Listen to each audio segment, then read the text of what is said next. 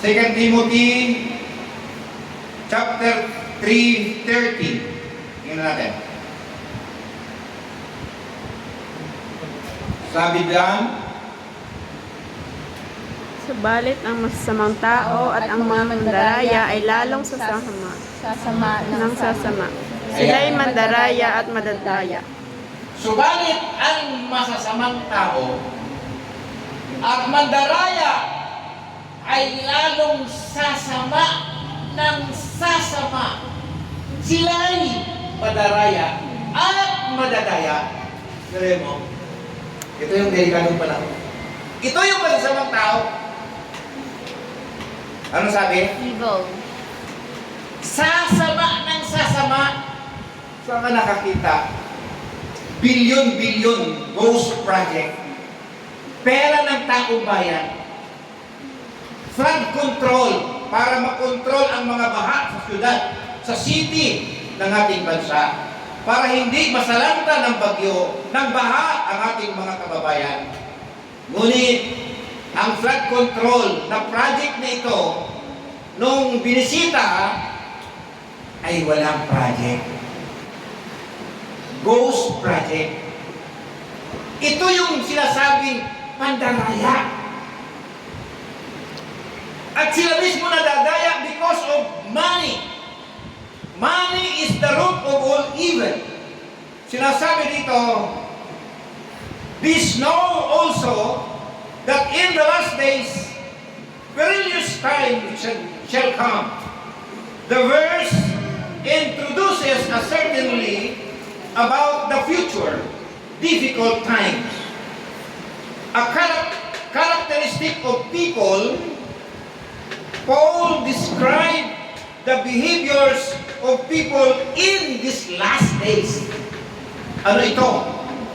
Number one, lovers of themselves. Maibigin sa sarili. Biriin mo, mayaman na. Maganda na yung bahay. Maganda na yung sasakyan. Kung dalawa, hindi lang naghangad sa dalawa, kundi 30 luxury car.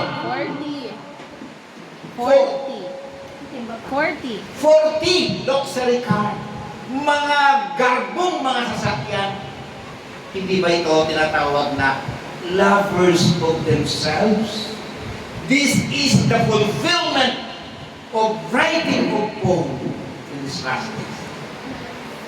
Lovers of money, maibigin sa salapi, mayaman na, paghahangarin pa at kukunin pa, nanakawin pa ang pera ng tao bayan. Boastful and proud. Proud sila sa kanilang pagiging congressman. Proud sila sa pagiging contractor. Proud sila sa pagiging engineers. Proud sila. Boastful and proud. And then, disobedience to the government. Disobedience to the parents. Sila'y masuwayin sa gobyerno. Siniswelduhan na sa kanilang paglilingkod sa gobyerno, sumusuway pa para lang ibigin ang salapi. And then, unholy. Unholy. Walang kabanalan. Bakit? Saan ka nakakita? Nagagawa nilang tingnan. Yung mga ordinary na mga taong bayan na pumapasok sa simbahan, pagdating tumatawid sa baha, paruot parito ang bahay nila, ang kanilang lugar, sinasalanta ng baha.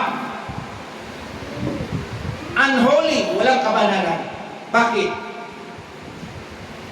Halos hindi na nga pumasok sa simbahan ang mga ito. Bakit? Hindi nag-iyak yan, nagdarasal.